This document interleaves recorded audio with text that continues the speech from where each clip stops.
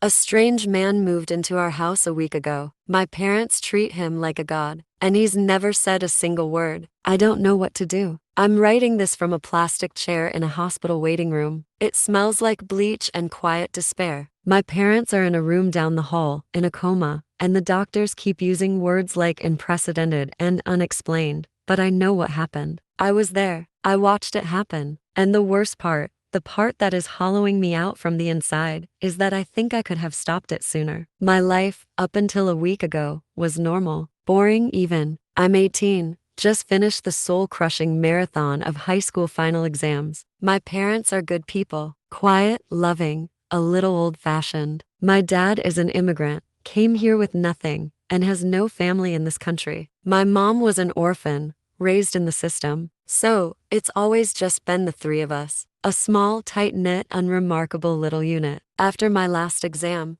I came home and crashed. I was so mentally and physically drained that I slept for nearly 24 hours straight. It was a deep, dreamless, black hole kind of sleep. When I finally woke up, it was the next morning. The sun was streaming through my window, and for the first time in months I felt light. The weight of school was gone. I felt free. I went downstairs to the kitchen, expecting to find my mom making coffee, the house smelling of toast and the comfortable quiet of a Saturday morning. My parents were there, but they weren't alone. Sitting at our small kitchen table, in my chair, was a man I had never seen before. He was maybe in his mid-30s. He had long, straight black hair that fell past his shoulders, a stark contrast to his pale skin. But his eyes were the first thing you noticed. They were a shocking, brilliant, jaundiced yellow, the color of a canary, or a fresh bruise, and they were fixed on the bowl of cereal in front of him with an unnerving intensity. My parents looked up as I entered, and they smiled, not their normal,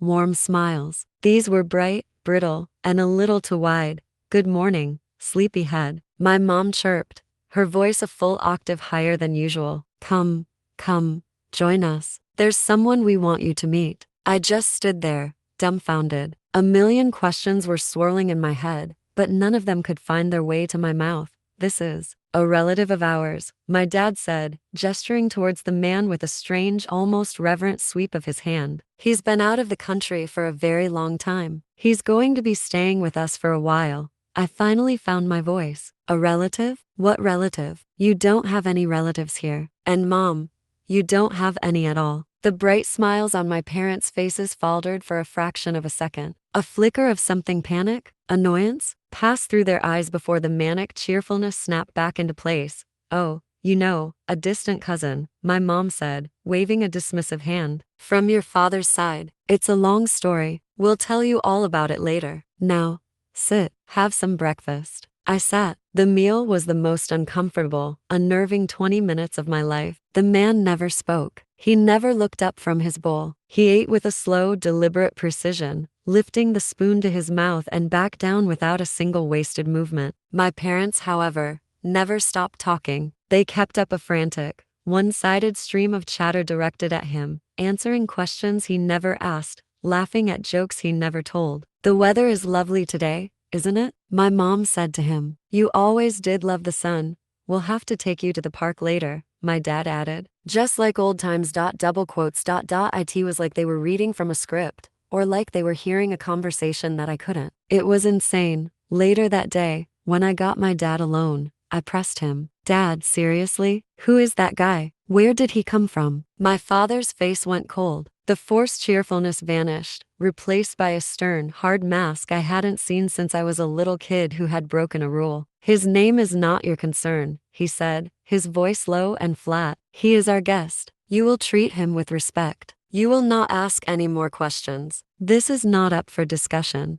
And that was it. The conversation was over. The first few days were a masterclass in quiet, creeping dread. The man remained a silent, unnerving presence in our home. He never spoke a word, not one. I tried once. I found him alone in the living room, just standing in the center of the room, staring at a blank wall. "Look," I said, my voice shaking slightly. "I don't know who you are, or what you're doing here, but this is my home," and I never got to finish. My parents appeared in the doorway as if summoned from thin air. "Don't be rude to our guest," my mother snapped, her voice sharp with a panic I didn't understand. "He is family. Apologize. I just stared at them, then at the silent man with the yellow eyes, and I retreated to my room. The house started to feel less like my home and more like a temple dedicated to this silent, creepy stranger. The power dynamic shifted in ways that were both subtle and terrifying. At dinner, my mother would serve his plate first, and then we would all have to wait. We weren't allowed to take a single bite until he had finished his entire meal, which he always ate with the same slow, methodical pace. Only when his plate was clean were we permitted to eat our own, now cold, food. Then,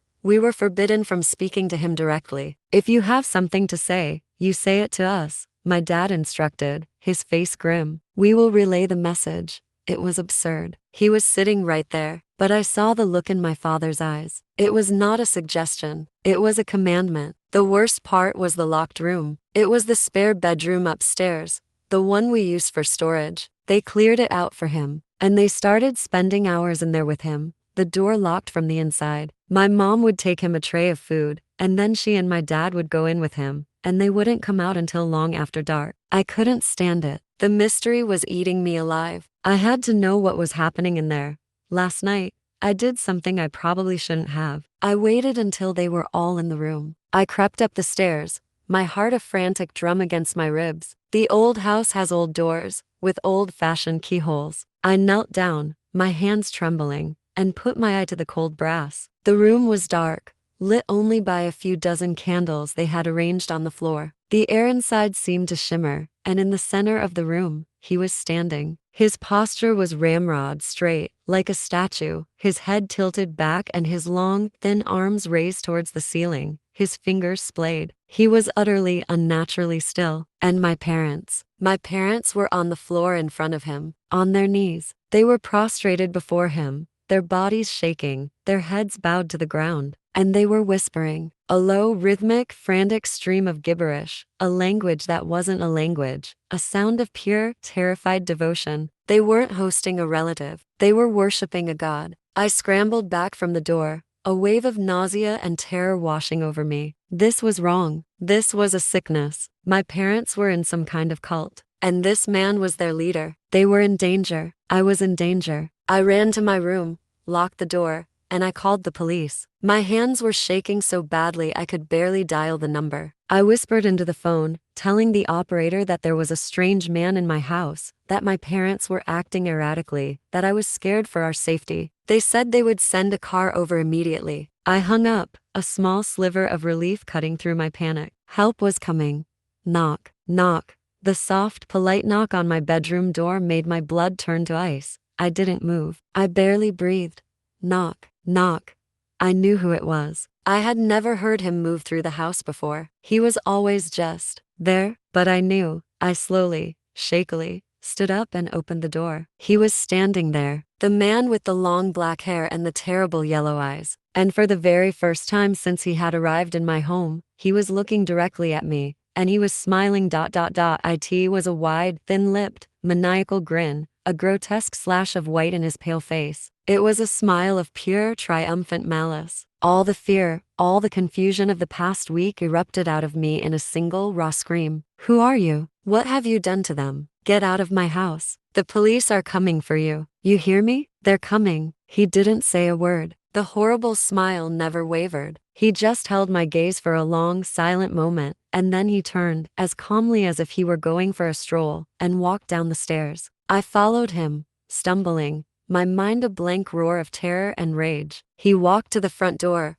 opened it, and stepped outside. He didn't run. He just walked down the quiet, suburban street, his tall, thin figure silhouetted against the streetlights, until he turned a corner and was gone. I ran back upstairs, screaming for my parents. I found them on the floor of the spare bedroom, amidst the extinguished candles. They were lying on their sides, unconscious, their faces pale and slack. They were breathing, but it was shallow, faint. They wouldn't wake up. The police arrived a few minutes later. It was a blur of flashing lights, professional voices, and questions I couldn't properly answer. I told them everything. The man, his yellow eyes, the way my parents were acting, the room upstairs, him leaving just moments before they arrived. I gave them his description, every single detail burned into my memory. An ambulance came and took my parents away. I stayed with two of the officers. They were sympathetic, I guess, but I could see the skepticism in their eyes. They told me they were going to check the home security footage. We had a small, simple system,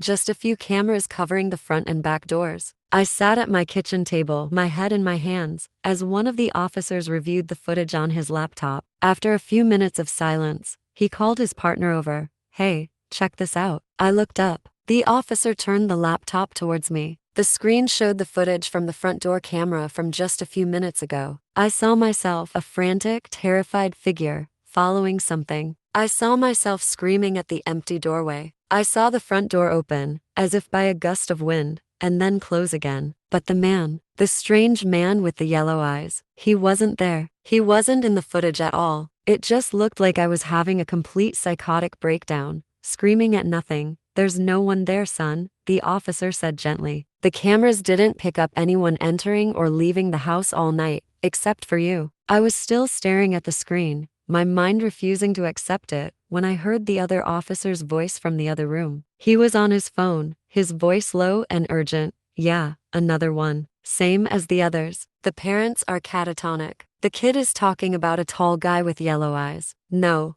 nothing on the cameras. Same as always. It's the fifth one this year." He trailed off as he saw me looking at him. The officers wouldn't tell me anything else, just that they would be investigating. So now I'm here, at the hospital. My parents are in a deep coma. The doctors have run every test they can think of. They have no answers. Their brains just seem to have shut down. I know what happened. He was real. He was a predator, and my parents were his nest, or his food, or something. I can't begin to comprehend. He drained them dry, and then he moved on. And the officer's words, "The fifth one this year. He's still out there. He's doing this to other families." And I could have stopped it. I should have called the police the first day, the first hour, the moment I saw him sitting in my chair. But I waited. I was scared. I was confused. And now, my parents are gone, maybe forever, and it's my fault. I failed them. I was the only one who could see the monster, and I did nothing until it was too late.